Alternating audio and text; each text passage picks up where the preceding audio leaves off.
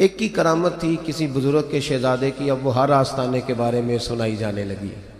اور کم و بیش الفاظ کے تھوڑے بہت فرق کے ساتھ سب آستانے والوں نے اسے لکھ دیا ہے۔ حضرت تاج الشریعہ رحمۃ اللہ تعالی علیہ بہت بڑے گھر میں آنکھ کھولی، بہت بڑے گھر میں، گھر کا ماحول پورا علمی تھا۔ والدہ ماجدہ بہترین عالمہ فاضلہ تھی۔ آپ عربی ادب میں جب مضامین ماہنامہ اعلیٰ حضرت میں چھپ کے آتے تو آپ کی والدہ کہا کرتی تھیں کہ اس شخص نے فلاں معیار کو پورا نہیں کیا، آپ فرماتے میں سنا کرتا تھا۔ والد گرامی بہترین مفسر تھے اور قرآن پاک کی تفسیر لکھا کرتے تھے، اس کے باوجود انہوں نے 10 سال بیٹھ کر منظر اسلام میں باقاعدہ اساتذہ کی نگرانی میں علم پڑھا۔ اب تو فیض کے لفظ کا بڑا عجیب استعمال ہوتا ہے، لیکن انہوں نے باقاعدہ پڑھا، اور تعلیم جب مکمل ہو گئی تو والد صاحب کہنے لگے میرا دل کرتا ہے کہ تو دین کے اندر تخصص کرے اور اصول دین کو تو اور زیادہ پڑھے، عربی ادب سے اور زیادہ شناسائی حاصل کرے۔ 63 میں آپ جامعہ ازہر تشریف لے گئے، 66 میں واپس آئے۔ آپ حیران ہوں گے کہ یہ جامعہ ازہر کے وہ طالب علم ہیں جنہیں دوبارہ جامعہ ازہر والوں نے بلایا 2009 میں، دوبارہ، اور بلا کے کہا کہ آپ نے یہی علم حاصل کیا ہے، لیکن ہمارا دل کرتا ہے کہ آج جو ہمارا تقسیم اسناد کا جلسہ ہے اور آج جو دستار فضیلت کا جلسہ ہے اس کی صدارت بھی آپ ہی فرمائیں گے۔ حضرت صاحب وہاں تشریف فرما تھے تو ایک پاکستان سے مولوی صاحب گئے ہوئے تھے، انہیں کچھ شرارت سوجی۔ اس وقت جو عرب کے شیخ الحدیث تھے یا چانسلر صاحب تھے وہ امام شافعی کے مقلد تھے رحمۃ اللہ علیہ، تو انہیں کچھ شرارت سوجی، انہوں نے بات کر دی، کہنے لگے جی کچھ مولوی حضرات فتوی کفر دینے میں بڑے جلد باز ہیں، بڑے بڑے علماء اور بڑے بڑے ادارے نہیں دیکھتے اور فٹافٹ فتویٰ دے دیتے ہیں۔ حضرت صاحب نے بات کو سنا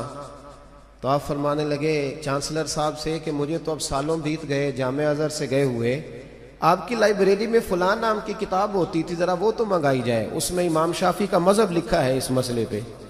اس کتاب کو جب منگایا گیا فرمانے لگے فلاں صفحہ کھول کے دیکھو، امام شافعی کا مذہب یہ ہے کہ اگر کسی شخص نے کفر کیا اور کسی عالم کو اس پر اطلاع ہوئی اور اس نے اس کا حکم نہ بتایا تو وہ عالم خود کافر ہو جائے گا، وہ خود کافر ہو جائے گا۔ اس کو اطلاع تھی تو اس نے بتایا کیوں نہیں؟ تو جو مولانا بات کرنے کے لیے کھڑے تھے نا وہ خاموش ہوئے ہی تھے۔ ایک طالب علم مجمع کے بیچ میں سے بولا، اعلیٰ حضرت کا اردو شعر پڑھنا شروع کر دیا، وہ رضا کے نیزے کی مار ہے کہ عدو کے سینے میں غار ہے، کسے چارہ جوئی کا وار ہے کہ یہ وار وار سے پار۔ ان کے علم اور پھر مستحضر علم، میں نے ان کو دیکھا بریلی شریف میں بھی، مدینہ منورہ میں بھی، کراچی میں بھی، سانگلہ ہل میں بھی، فیصل آباد میں بھی، لاہور میں بھی، میں نے انہیں دیکھا، ان کا علم مستحضر تھا۔ اور کچھ لوگ گتھیوں میں الجھ جاتے ہیں نا، اقبال نے کہا آخرت کی گتھیاں سلجھا چکا ہوں، یار اب مجھے صاحب جنوں کر دے، وہ بولی فتوے کی بولتے رہتے ہیں ہر وقت۔ پھر وہ ڈاکٹر صاحب موجود ہیں، اب میں کوئی ایسا کلام کروں تو کچھ ایسی باتیں مناسب بھی نہیں لگتی، لیکن اس کے باوجود عرض کرتا ہوں کہ ان لوگوں پہ حاوی رہتا ہے وہ درد، وہ سوز، وہ کیفیات سے خالی رہتے ہیں، لیکن حضرت سوال کا جواب دیتے تھے تو دلائل کے انبار لگاتے تھے، لیکن جب محبوب کی نعت سنتے تھے تو داڑھی ساری آنسوؤں سے بھر جایا کرتی تھی، نعت ان کی غذا بنی رہی۔ علم کے ساتھ کچھ لوگ جو کہہ رہے ہوتے ہیں نا وہ بات ان پہ طاری نہیں ہوتی، ان کا حال اس کی گواہی نہیں دیتا، حال نہیں ہوتا، کال ہی رہتا ہے۔ حضرت تاج الشریعہ کا کمال یہ تھا کہ جو وہ کہتے تھے نا وہ ان پر طاری بھی رہتا تھا۔ ہم اپنی آج کل کی زبان میں لڑکے کہتے ہیں، نوجوان کہتے ہیں کہ باڈی لینگویج نہیں ساتھ دے رہی، اس کی باڈی لینگویج جو ہے وہ نہیں، وہ جو کہہ رہا ہے نا آنکھیں، کان، زبان، ہاتھ گواہی نہیں دے رہے، لگتا ہے کہ اپنے آپ پہ جبر کر کے بات کر رہا ہے، لیکن میرے صاحب جو بات کیا کرتے تھے نا ان کی آنکھیں بھی وہی بات کرتی تھی۔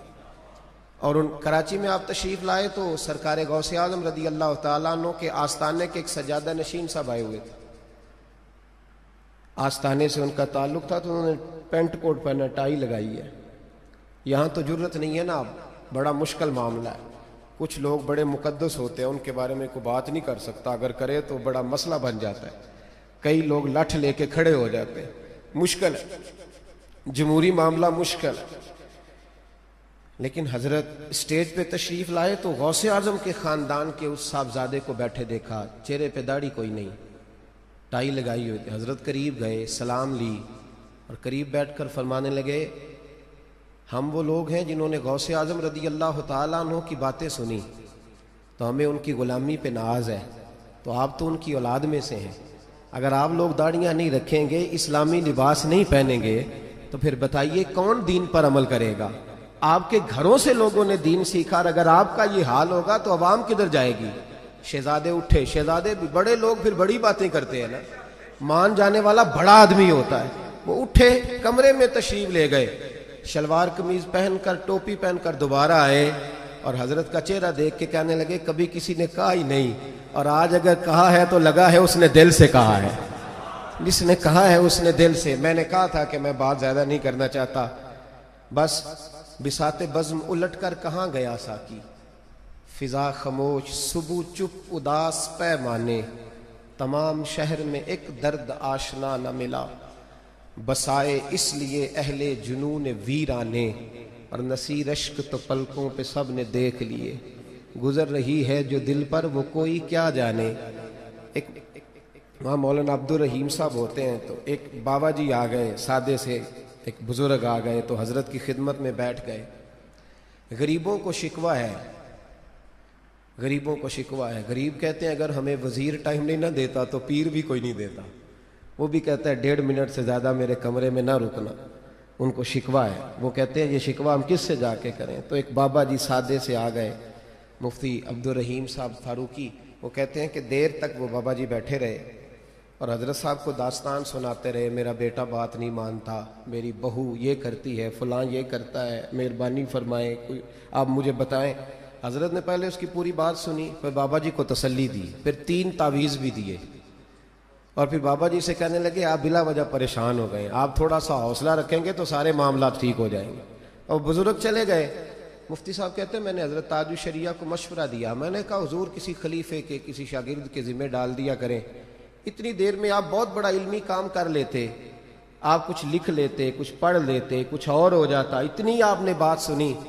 تو فرماتے ہیں حضرت میری طرف دیکھ کے کہنے لگے وقت میں نے دیا، تمہیں کیا تکلیف ہوئی؟ وقت میں نے دیا ہے۔ فرمانے لگے وہ مجھ سے پیار کرتا تھا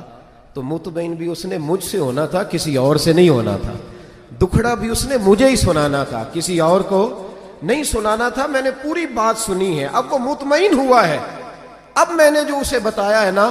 مجھے امید ہے اس کا دل بھی ٹھنڈا ہوگا، روح بھی ٹھنڈی ہوگی، اور انشاءاللہ تعالیٰ اس کے گھر کے اندر سکون بھی پیدا ہوگا۔ حضرت کے وصال پر 66 ملکوں کے لوگ آئے تعزیت کرنے، 1.25 کروڑ آدمی نے جنازہ پڑھا ہے۔ اور میرے بھائی یہ تو وہ اعداد و شمار ہے نا جو بیان ہو رہے ہیں، ہوتے رہیں گے۔ کچھ غریب ابھی بھی گلیوں میں بیٹھے ہیں،